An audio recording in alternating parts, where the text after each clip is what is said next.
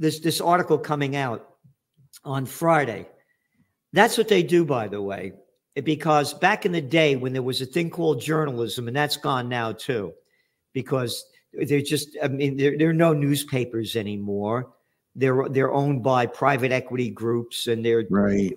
There's people like you, Cy Hirsch, Ritter, McGregor, my efforts, but no, there's the mainstream media is lockstep in line with the government, with the CIA, and with the British MI6. That's why the American public thinks that Ukraine is winning the war, whereas in reality, they are within inches of being demolished. McGregor thinks that Zelensky is looking for a place to live as we speak, outside of Ukraine.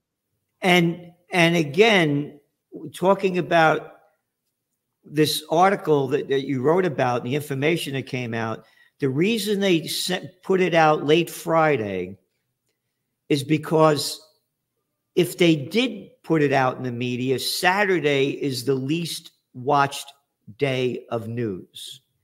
I wrote about that in my book, Trend Tracking, back in 1989.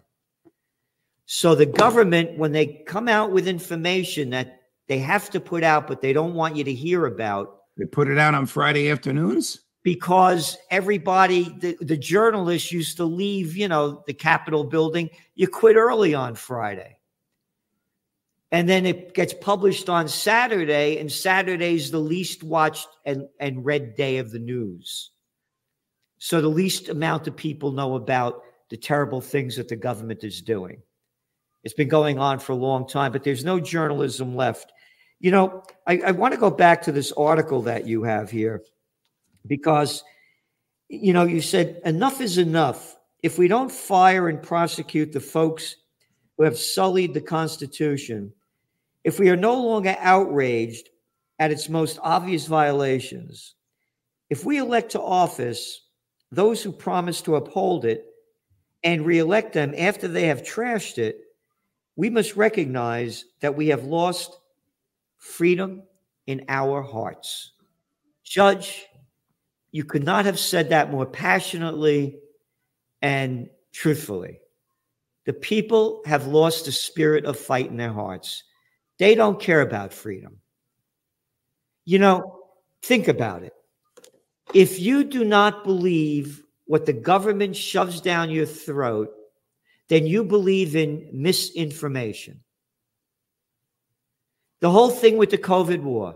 If you don't believe what they say, you believe in misinformation and you're a conspiracy theorist. Look, the COVID war demonstrated that we have lost liberty in our hearts. There was more love of liberty in a bunch of Canadian truck drivers than in the whole state of New Jersey or state of New York or state of California or state of Michigan, who just bowed to the dictators that silenced them. And look what that little daddy's boy, another arrogant, a family member probably of the daddy's boy club, like little Georgie Bush, a little moron of nothing. A little more, but my daddy was George Bush and my grandfather was Prescott. Oh, yeah. Oh, and the little Trudeau up there. Yeah. My daddy was Pierre.